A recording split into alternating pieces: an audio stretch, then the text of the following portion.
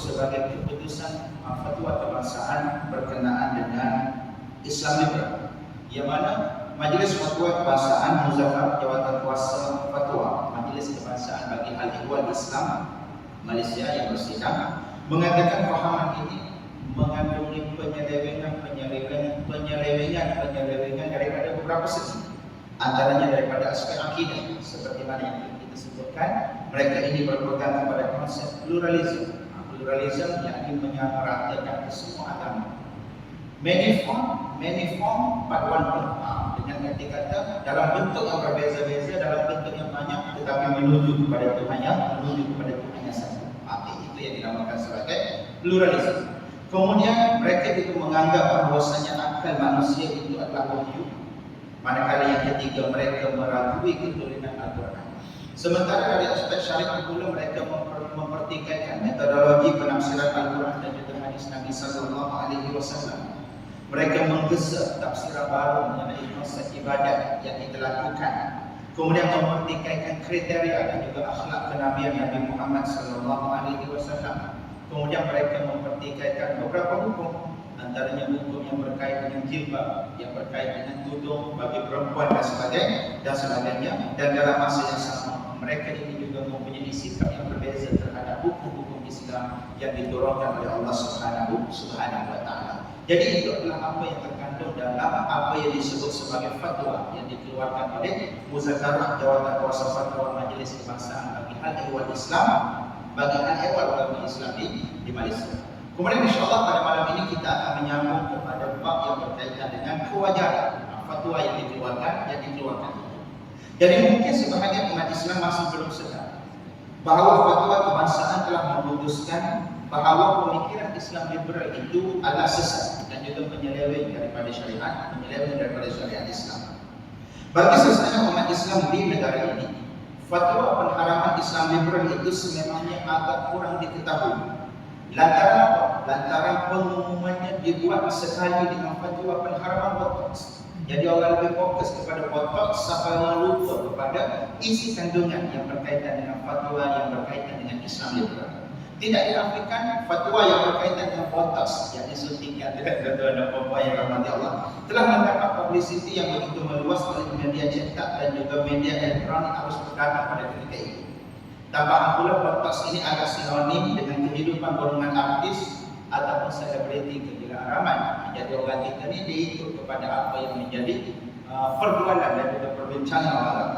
Ini sekaligus menenggelamkan fatwa Islam liberal akibat terkesan dengan populariti isu botox yang hampir mendapat tempat di hati segenap lapisan masyarakat negara ini pada waktu itu. Apa yang menarik dalam kita?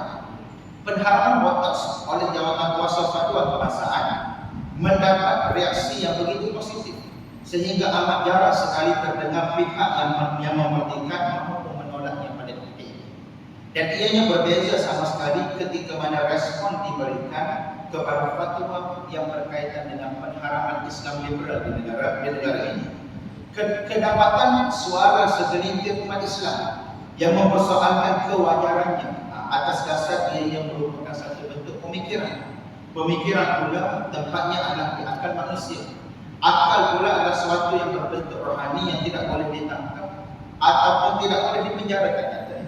Maka apakah kewajaran Jawatankuasa Fatwa bertindak sedemikian?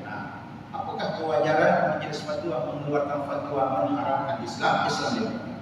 Jadi dalam memahami kewajaran fatwa tersebut amat tepat dia kata, sekiranya umat Islam menyorot kembali saat-saat kemasukan unsur-unsur falsafah serta budaya klasik Greek dan juga Parsi yang pernah berlaku suatu ketika dahulu ke dalam dunia Islam. Idea-idea Islam, idea-idea yang masuk ke dalam dunia Islam suatu ketika dahulu, kesan dia sangat besar, tuan-tuan dan puan yang dirahmati Allah. Kesannya sangat besar sehingga akhirnya dia muncul dan juga terus menjalan menembusi pemikiran umat pada titik ini.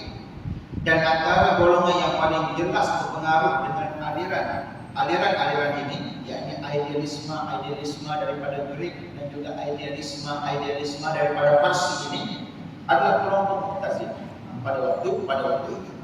Mereka memiliki gagasan pemikiran berteraskan kepada keutamaan Mu'tazilah ini dia mengutamakan akal dan mereka mensekundakan, yakni menjadikan teks-teks daripada Al-Quran dan juga Sunnah Nabi Sallallahu Alaihi Wasallam itu sebagai sumber yang kedua, bukan sebagai primary sources, bukan sebagai sumber yang paling utama, kerana mereka meletakkan keutamaan akal di hadapan pada ketika itu kerana terpengaruh dengan falsafah-falsafah Greek, kerana terpengaruh dengan pemikiran-pemikiran Parsi pada ketika itu yang masuk ke dalam dunia Islam dan menjalar dalam kalangan umat pada waktu itu. Ini ditambah pula dengan kepesatan ahli-ahli falsafah Islam yang menafsirkan nusus-nusus agama mengikut pendekatan akal dan juga falsafah. Dan sebab itulah Imam Al-Ghazali rahimahullah mengarang satu kitab yang bertajuk Tahaffuz Al-Falasifah, yang menolak kerancuan ataupun yang menolak apa yang dipanggil sebagai keraguan-keraguan yang ditimbulkan oleh golongan ahli falsafah pada ketika itu. Dan dalam buku Tahaffuz Al-Falasifah, Al-Imam Al-Ghazali rahimahullah mengkafirkan sekurang-kurangnya 3 pendapat.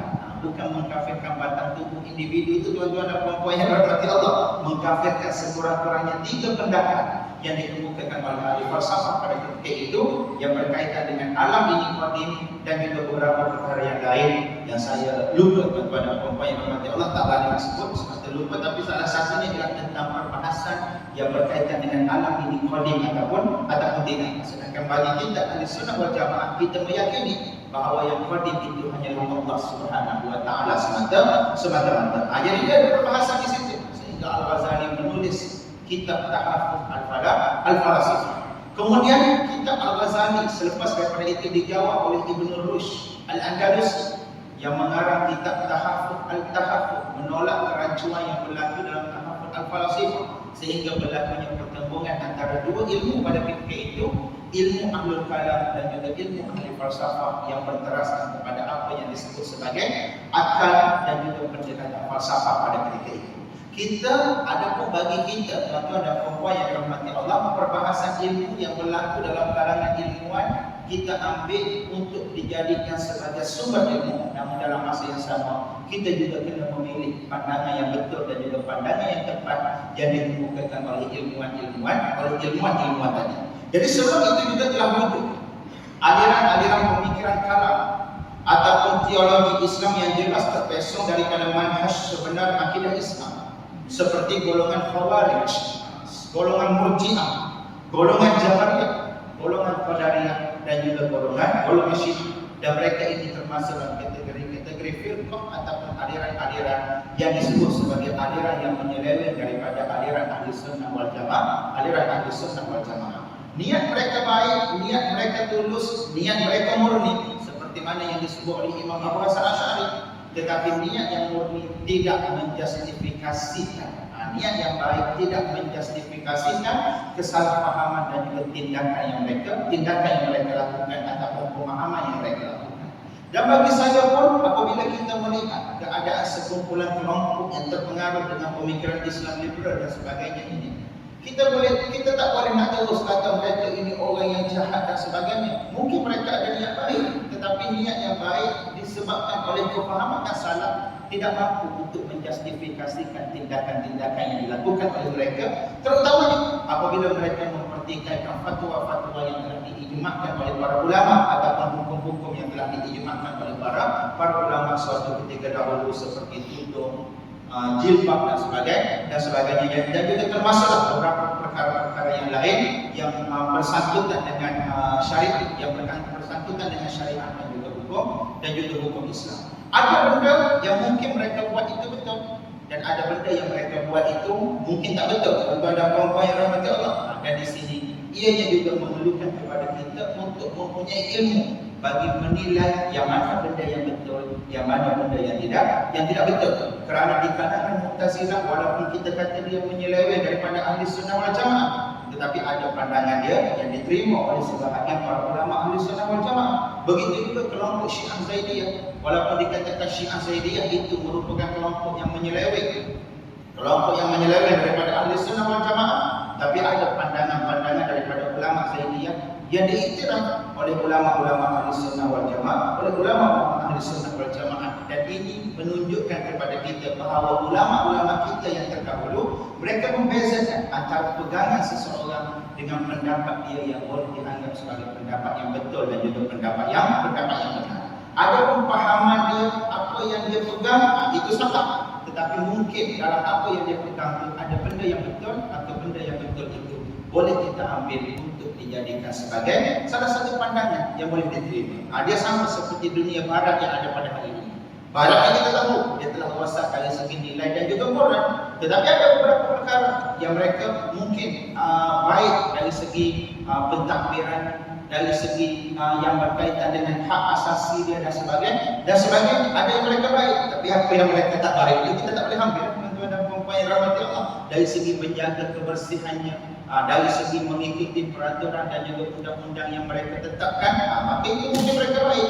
Tapi apa yang tidak baik, itu sama sekali kita tak boleh jadikan sebagai tak boleh sama sekali untuk kita ambil dan jadikan sebagai pegangan bagi diri kita.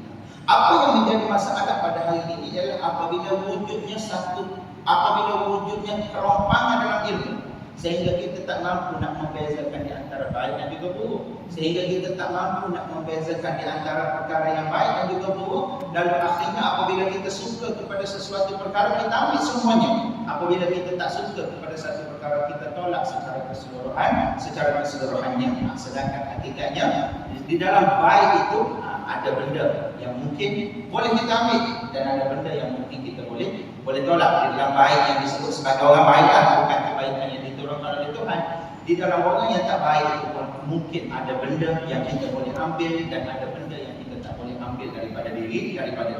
Seperti contoh seorang guru, dia mengajar kepada kita ilmu itu betul. Tapi soal diri dia, contoh menagih darah, minum ketum, isap ganja, itu adalah kesalahan diri dia. Sedangkan diri yang diajarkan itu mungkin betul, yang bermanfaat untuk diri kita, yang kita boleh ambil dan jadikan sebagai kita kata panduan bagi kehidupan kita. Jadi begitu juga dengan Islam liberal tadi. Islam liberal dan juga kelompok-kelompok yang lain yang kita sebutkan tadi, termasuk Khawarij, termasuk Murji'ah, termasuk Jabariyah, Qadariyah dan juga Syiah. Serangan-serangan ideologi dan pemikiran sebegini dia kata akhirnya telah melonjakkan sebilangan tokoh ilmuwan Islam di zaman itu untuk tampil ke tengah bagi menjelaskan ajaran Islam yang sebenar. Lantaran itu lahirlah nama-nama besar seperti Imam Abu Hanifah, yang mana beliau telah menulis satu kitab yang berjudul Fiqhul Akbar dan juga risalah yang diberi judul Al-Bahsu ala Istita'ah Ma'al Fiqh. Kedua-dua karya berkenaan mengkritik penyelewengan fahaman Qadariyah. Qadariyah ini satu fahaman yang meyakini bahawa manusia berkuasa untuk buat apa-apa sahaja tanpa ada campur tangan daripada Tuhan. Manusia boleh buat apa yang dia kehendaki tanpa ada campur tangan daripada Tuhan, without God intervention. Dengan arti kata tanpa campur tangan Tuhan pun manusia boleh buat apa-apa, boleh buat apa-apa sahaja. Dalam usaha untuk menyatakan kebenaran ajaran yang dikembangkan oleh Ahli Sunnah wal Jamaah, lalu mereka, ulama-ulama Ahli Sunnah ini datang untuk mengimbangi kemelampauan yang dipegang oleh golongan Qadariyah yang menyatakan manusia itu mampu untuk bertindak dan mampu untuk mencipta perbuatan-perbuatan mereka sendiri. Manakala Imam Asy-Syafi'i rahimahullah telah menulis sebuah risalah bertajuk Tasahih An-Nubuwah war-Raddu ala al-Barahimah dan juga Ar-Risalah Ar-Raddu ala Ahli Al-Aqwal. Dari tadi ini jelas menunjukkan usaha beliau memperbetulkan dan menolak kebatilan ajaran yang berasaskan kepada Brahminisme pada ketika itu dan juga ajaran yang berasaskan kepada hawa nafsu, yakni kelompok-kelompok yang sesat pada ketika itu. Begitu juga Imam Malik bin Anas yang telah melibatkan diri dalam banyak perdebatan bagi mempertahankan ajaran Ahli Sunnah wal Jamaah. Antaranya adalah ungkapan beliau tentang pengertian istiwa, Ar-Rahman 'ala arsy istawa. Beliau menjawab istiwa itu maklum, al-istiwa maklum, wa kaifiyatuhu majhul. Cara bagaimana istiwa itu berlaku tidak boleh difahami oleh akal dan juga tidak boleh diimajinasi oleh akal. Mengimaninya wajib, wal iman bihi wajib, dan bertanya tentangnya adalah tidak boleh. Jadi bertanya mengenai bagaimana Allah itu istiwa adalah bid'ah kerana dia nak menolak, nak menutup pintu-pintu yang boleh membawa, kita kata boleh membawa kepada perpecahan akidah dalam kalangan umat Islam pada ketika itu. Dan tidak ketinggalan juga Imam Ahmad bin Hanbal yang menamakan bukunya Risalah Ahli Sunnah wal Jamaah. Jadi kandungan buku ini jelas menguraikan akidah Ahli Sunnah wal Jamaah dan pada masa yang sama membicarakan pelbagai golongan yang dianggap menyimpang dan menyeleweng daripada pendekatan pemikiran Ahli Sunnah pada ketika itu. Dan selain itu sejarah Islam juga telah membuktikan bahawa para khalifah Islam pernah mengharamkan bahkan bertindak tegas terhadap pembawa-pembawa fahaman yang menyeleweng daripada akidah Ahli Sunnah wal Jamaah. Sebagai contoh, Ma'bad Al-Juhani. Siapa Ma'bad Al-Juhani? Ma'bad Al-Juhani ini merupakan pengasas mazhab Qadariyah yang mengatakan bahawa manusia mencipta perbuatan mereka baik dan juga buruk. Jabariyah berlawanan dengan mereka dan mengatakan bahawa segala-galanya telah diset oleh Tuhan dan manusia ini seakan-akan puppet Tuhannya. Itu adalah pemahaman golongan Jabariyah. Maknanya Tuhan yang mengatur segala-galanya, manusia tak berkuasa apa-apa pun. Itu pemahaman Jabariyah berlawanan dengan pemahaman Qadariyah. Adapun Ahli Sunnah wal Jamaah dia datang dengan ini. Dia kata Ahli Sunnah wal Jamaah berpegang bahawasanya baik dan juga buruk itu Allah Subhanahu wa taala cipta. Kemudian Allah Subhanahu wa taala juga menciptakan kemampuan untuk manusia memilih di antara baik dan juga buruk berdasarkan kepada al-kasb, berdasarkan kepada usaha manusia untuk membuat pilihan tadi.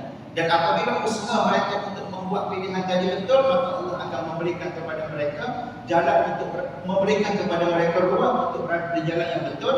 Dan seandainya usaha mereka itu salah, maka Allah Subhanahu wa taala juga akan membuka ruang untuk mereka melakukan kesalahan. Berdasarkan kepada teori al-kasbu yang digunakan oleh golongan Asy'ariyah ketika mana membahaskan tentang af'alullah dan juga af'alul ibad, perbuatan manusia dan juga perbuatan Allah Subhanahu wa taala. Dan pengajian yang berkaitan dengan af'alullah, af'alul ibad, al-kasbu dan sebagainya ada disebut dalam kitab-kitab akidah, dalam kitab-kitab Jawharatul Tauhid dan juga beberapa kitab yang lain ketika membicarakan persoalan-persoalan yang terperinci berkaitan dengan aliran-aliran dalam Islam. Dan sekaligus menolak pandangan kedua pihak Qadariyah dan juga pihak Jabariyah yang melampau melalui satu side yang mereka faham sahaja tanpa melihat kepada